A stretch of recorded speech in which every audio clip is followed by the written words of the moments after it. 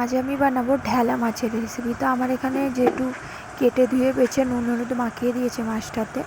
এবার আমি মাছটা ভেজে নেবো। যতক্ষণ ভাজা হবে এখানে আমি সর্ষেটা বেটে নিয়েছি, আর টমেটো একটু আদা রসুনটাও বেটে নিয়েছি। দিয়ে এখানে সাদা জিরে আর কালো জিরেটা গরম তেলে দিয়ে দেবো।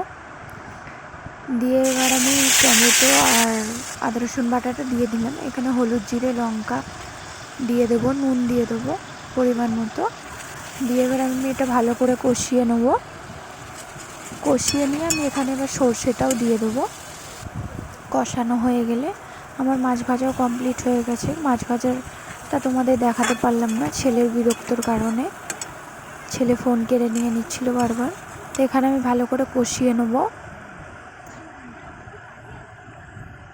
দেখো আমার ভালো করে কষানো হয়ে গেছে। তা আমি এখানে এবার জল দিয়ে দিয়েছি। জল দিয়ে আমি বেশ কিছুক্ষণ ফুটতে দেবো। ফোটানোর পরে এখানে আমি কটা চেরা কাঁচা লঙ্কা দিয়ে দিলাম। এখানে এবার অনেকক্ষণ ফুটে গেছে। তারপর আমি কটা মাছগুলো দিয়ে দেবো এর মধ্যে। মাছগুলো দিয়ে আর কিছুক্ষণ ফুটিয়ে নিয়ে নামিয়ে নেবো। তারপর আমি এখানে ধনেপাতাও অ্যাড করে দিয়েছি লাস্টে। ধনেপাতা দিয়ে এবার আমি নামিয়ে নেবো।